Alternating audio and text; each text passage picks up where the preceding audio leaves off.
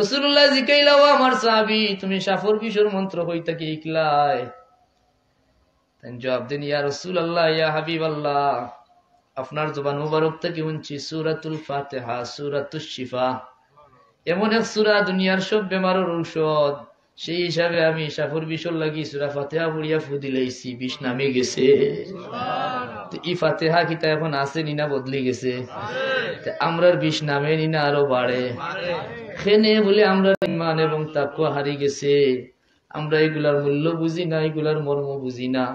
আমরার মুরব্বী হল যারা আসলা তারার জিন্দগি দেখা গেছে আল্লাহ ওয়ালা হলর তারার কাছে কি পর্যন্ত দাম, কি পর্যন্ত ইয়াকিন আছিল।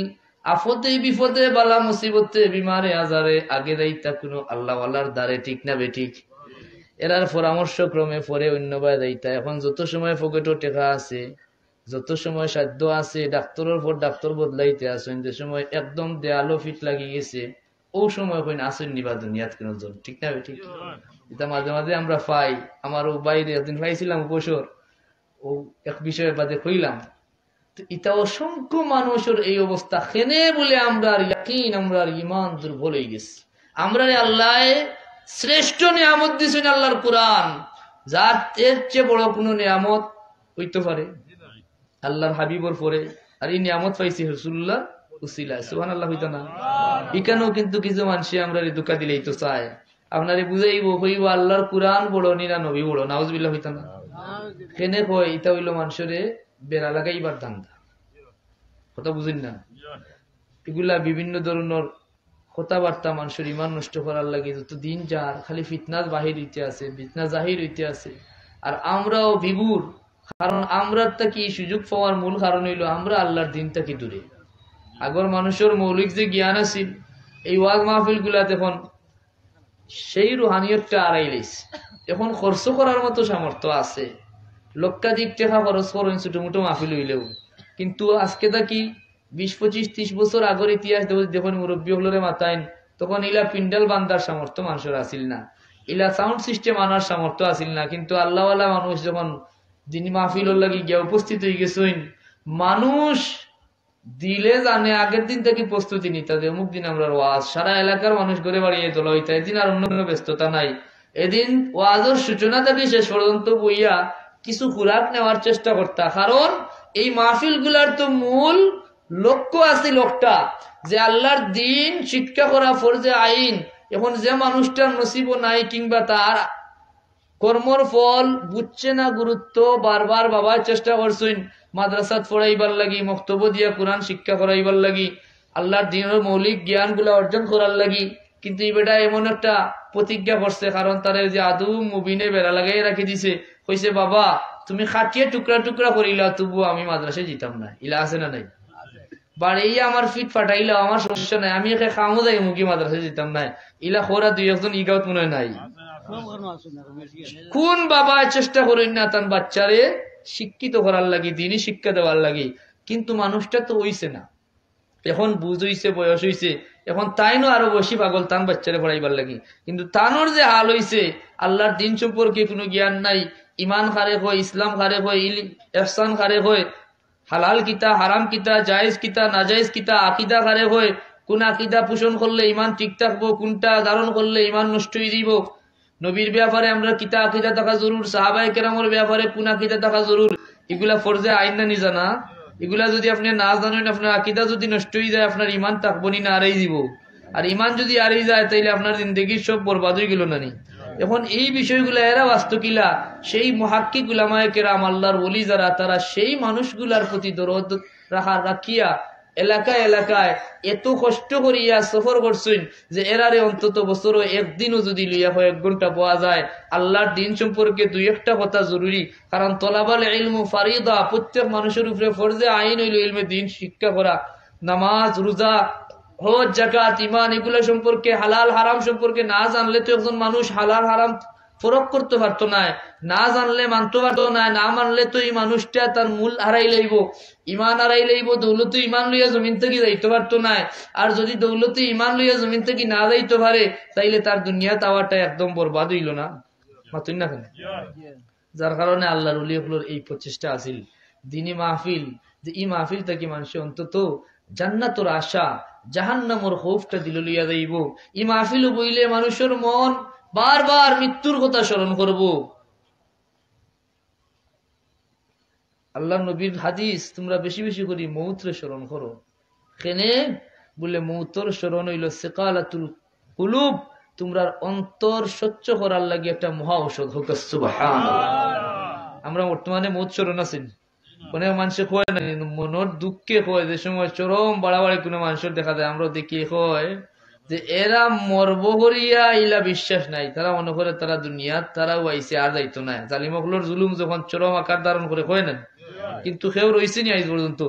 ফেরাউন রয়েছে নি, নমরুদ রয়েছে, কারুন রয়েছে, হামান রয়েছে, কেউ রয়েছে না, কেউ থাকতেও নাই। কিন্তু মেইন কথা হইল মানুষ মরণ রে ভুলে গেছে। যদি একজন ইমানদারে বুঝতো তার জীবনের মূল লক্ষ্য কিতা, জমিনে আওয়ার উদ্দেশ্য কিতা, যাওয়ার উদ্দেশ্য কিতা, ইনো আইলে স্বাধীন চলা যাইব নি নাই কেন একটা হিসাবের ভিতরে থাকতে হইব, সেই জ্ঞান নাই থাকলেও এটা দুনিয়ার লোভে শয়তানের ওয়াসওয়াসায় নফসের খায়েশাতে এইগুলা বিলুপ্ত হয়ে গেছে। ঠিক না বেঠিক? যার কারণে সেই আল্লাহর ভয় তথা তাকওয়ার সবক বেশি বেশি করে আল্লাহ ওয়ালা হলে দিতা মানুষেরই বুঝাইতা যে এই আমার দুনিয়া তাওয়ার উদ্দেশ্যটা, আমি শুধু যে দুনিয়াতে আইছি আর দুনিয়া তাওয়ার মূল উদ্দেশ্য ওইখান নাই যে অন্য আইসো ওনার সফলতা হইলো বিশাল বড় বাড়ি বানাইতে হইব, বড় একটা পুকুর বানাইতে হইব, লাল পাসপোর্ট ধারণ করতে হইব, ইউরোপ আমেরিকার জীবনে যাইতে হইব, নতুবা জীবনের কোনো সফলতা নাই। এটা একজন ইমানদারের প্রকৃত সফলতা নাই। যদি মানুষ এইখানটা বুঝতো তাইলে 20 বছর গুড়ার ঘাস কাটিয়া হইল না, মানে যে 20টা বছর বাদে আর একটা কেস মারা যায়, ও কেস মারলে লাল পাসপোর্ট পাওয়ার সম্ভাবনা থাকে। ঠিক না বেটি? ইলা মানুষ আছে না, দিন রাত পরিশ্রম করে, জীবনের খবর নাই, বিয়া শাদীর খবর নাই, এখানে বলে 12 বছর বাদর কেস রিফিউজ হয়ে গেছে, 20 বছরের অপেক্ষা করা, 20 বছর বাদে আরেক কেস আছে। এই মানুষটা একবার কি মনে হইতো যদি যে আমার 20 বছর হায়াত আছে কিনা আমি কি জানি, লাল পাসপোর্টের আগে যদি আমার আসল পাসপোর্টাই হয়। কিন্তু প্রকৃত আল্লাহওয়ালা হল সেই আসল পাসপোর্টের চিন্তা আগে করে যে আমার বিচার তো মেয়াদ লম্বা নাই, হয়তো আজকেই আমার জীবনের শেষ দিন হইতে পারে, আমি আবার মালিক ও মওলার দরবারে গিয়ে হাজির হওয়া লাগবো। ইন্না লিল্লাহি ওয়া ইন্না ইলাইহি রাজিউন, মিনহা খালাকনাকুম ওয়া ফিহা নুঈদুকুম ওয়া মিনহা নুখরিজুকুম তারাতান উখরা। এটা কথা হল বুঝলে কোনো মানুষ জুলুমতি করব কেনে? হে চিন্তা করবো আমি ইমানদার, আমার জীবনে চলা স্বাধীন চলার কোন অধিকার নাই। দুনিয়া ও সিজনুল মুমিন, দুনিয়া হইল ইমানদারের লাগি জেলখানা। আল্লাহ কুরআনে হাকিম ও জানাইয়া দিছেন, ইন্নাল্লাহ আশতারা মিনাল মুমিনিনা আনফুসাহুম ওয়া আমওয়ালাহুম বিআন্না লাহুমুল জান্নাহ। আমার মালিক ও মাওলা ইমানদারের কাছ থেকে খরিদ করে লইছেন। সুবহানাল্লাহ। খরিদ্দার কে? আল্লাহ। হইতা না গুসা করছেন আমার উপরে। আমি একটু অসুস্থ লাগি, এনার্জি নাই, আস্তে আস্তে মাতিয়া, বুঝুন না। খরিদ্দার কে? আল্লাহ। কিতা খরিদ করছেন? ইমানদারের জান আর মাল। ইন্নাল্লাহ আশতারা মিনাল মুমিনিনা আনফুসাহুম ওয়া আমওয়ালাহুম বিআন্না লাহুমুল জান্নাহ। ইমানদারের জান আর মাল আল্লাহ খরিদ করে লইছেন। সুবহানাল্লাহ। এখন আপনি যদি আপনার গরু বেচিলেন বা দিন গিয়া যার কাছে বেচিছেন অন্ত কি আনিয়া দুধ কিনাইতে হবে? না, আনিয়া জব করিয়া খাইলি পারনি। জীবনে তো স্পর্ধা করতে না। আপনার জান আর মাল বেচা তো কার কাছে? এখন আপনি যে যাচ্ছে তাই করুন, আল্লাহর মর্জি মতো হইল কি না এখন একবার চিন্তা করিনি আমরা। তাইলে সেই চুক্তির জায়গার থাকবো নি। আর বেচিছুন কিতার বিনিময়ে? দুনিয়াত গরু বেচিছুন 50,000 বিনিময়ে, আর আল্লাহর কাছে জানমাল বেচিছুন বিআন্না লাহুমুল জান্নাহ, জান্নাতের বিনিময়ে হোক। সুবহানাল্লাহ।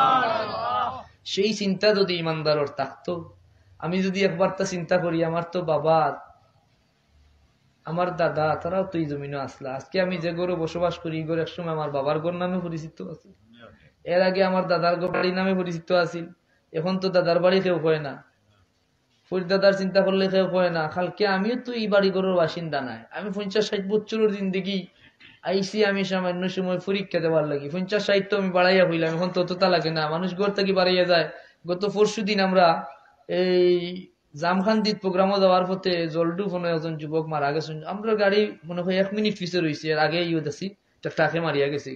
কালকে গেলাম জলডু মাহফিল গিয়া শুনলাম এই বাচ্চার কথা যে বা দোকান তাইন বাবায় বাপরে দোকান থেকে দিয়েছেন মোটরসাইকেল দিয়া ইয়া নিয়া খাওয়ার লাগি দুপুরে, বাপে কইছেন বাবা খাইলা রে বাপ, ওটা বলছেন না তুমি খাও আমি আইয়ার, হইয়া তান মরে গেলে বাড়াই গেছেন ও তার জীবনের শেষ বাড়ানি। তো ইলা মানুষ মরেননি না, আমরা মনে করি আর যে আমার বাপ হেবো বাকি আছেন আমি মরবো কিলা মাতেন না খানে। আমরা মৃত্যুরই ভুলে গেছি। সবচেয়ে গুরুত্বপূর্ণ বিষয় যেটা আমরা কেয়ামতরে ভুলে গেছি।